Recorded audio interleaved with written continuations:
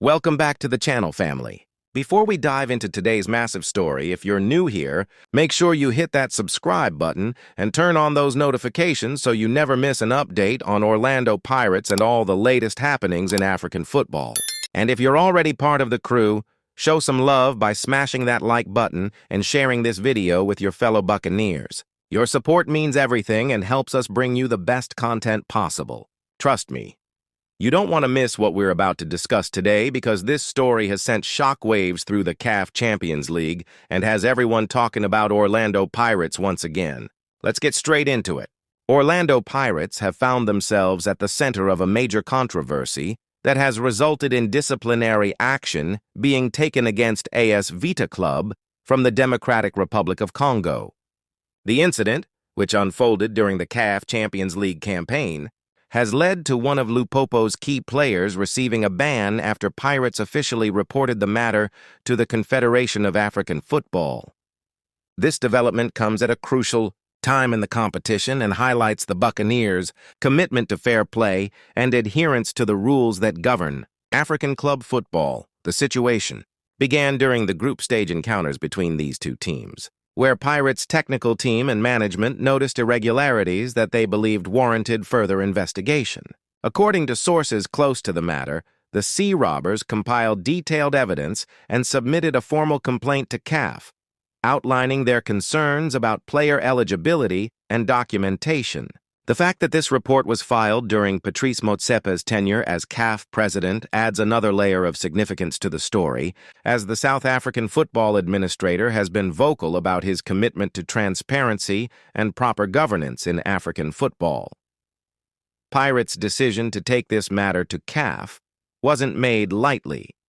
The club's leadership, known for their professionalism and respect for continental competition protocols, conducted thorough internal reviews before proceeding with the official complaint. This approach demonstrates the Buccaneers' dedication to maintaining the integrity of the competition, even when it involves taking action that might be seen as controversial by some observers. The club's officials were meticulous in gathering all necessary documentation and ensuring that their case was built on solid grounds before presenting it to the continental football body.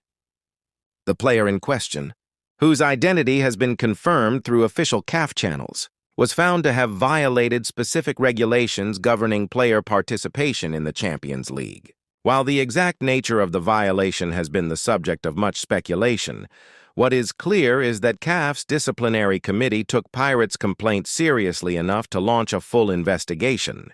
The subsequent ban handed down to the Lupopo player sends a strong message about the importance of compliance with CAF's rules and regulations, and it reinforces the principle that no team or player is above the laws of the game.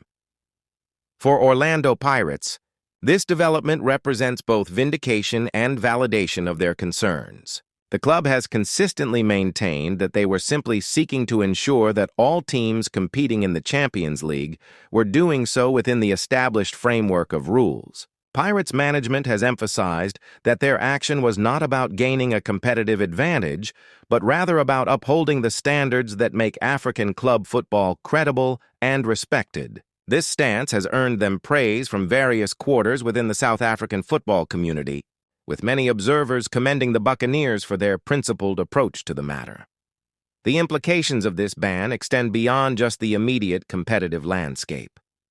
It raises important questions about player registration processes, documentation requirements, and the responsibility of clubs to ensure full compliance with CAF regulations. Under Patrice Motsepe's leadership, SAF has been working to streamline its administrative processes and enhance the credibility of its competitions. This case serves as a practical example of how the Confederation is willing to enforce its rules when violations are brought to light, regardless of which teams are involved.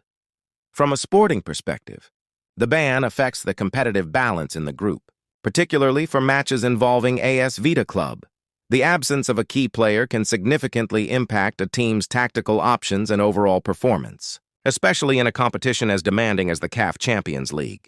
For Pirates, while they can take satisfaction in seeing their complaint vindicated, the focus remains firmly on their own performances and their quest to progress through the tournament.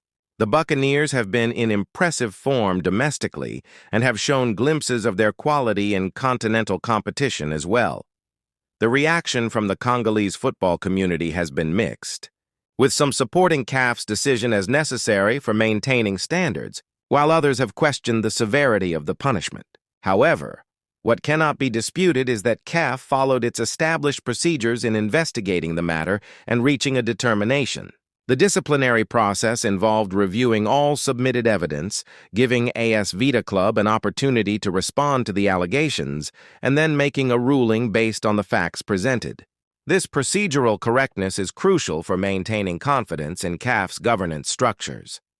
Pirates supporters have largely rallied behind their club's decision to report the matter, viewing it as evidence of the professional standards that the Buccaneers maintain. The Ghost has always prided itself on doing things the right way, and this incident reinforces that reputation. Social media has been ablaze with discussions about the case, with many fans analyzing the implications for both teams and for the broader competition. The debate has touched on everything from the specifics of CAF regulations to broader questions about competitive ethics in African football. Looking ahead, this incident may prompt other clubs to be more vigilant about ensuring their own compliance with CAF regulations, and perhaps more willing to raise concerns when they spot potential violations. The fact that Pirates' complaint was taken seriously and resulted in concrete action could encourage a culture of greater accountability across African club football. This would align perfectly with Patrice Motsepe's stated vision for CAF, which includes greater professionalism, transparency, and adherence to established rules and standards.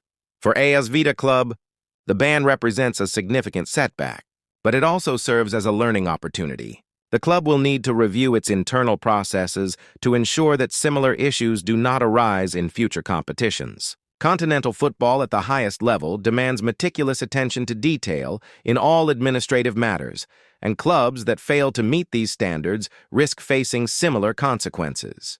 The hope is that this case will lead to improved practices not just at Lupopo, but across clubs competing in CAF competitions. As the Champions League campaign continues, Orlando Pirates will be focused on their own journey in the competition. The club has ambitious goals and a talented squad capable of competing with the best teams on the continent. While the controversy surrounding the Lupopo player ban will undoubtedly remain a talking point, the Buccaneers know that their success will ultimately be determined by their performances on the pitch. The technical team, led by their coaching staff, has been working tirelessly to ensure that the squad is prepared for every challenge that comes their way. This entire episode underscores the complexity of continental club football and the importance of robust governance structures. It also highlights the role that clubs themselves play in maintaining the integrity of competitions through their willingness to speak up when they identify potential issues. Orlando Pirates have demonstrated leadership in this regard, and their actions may well contribute to strengthening the overall framework within which African club football operates. That's all for today's video, family. Make sure you leave your thoughts in the comments section below. Do you think Pirates did the right thing by reporting this matter to CAF? What does this mean for the rest of the Champions League campaign? Let's get a discussion going. And don't forget to subscribe if you haven't already, hit that like button, and share this video with your fellow Pirates fans. We'll be back with more updates, analysis, and all the latest news from the world of the Buccaneers. Until next time, once a pirate, always a pirate.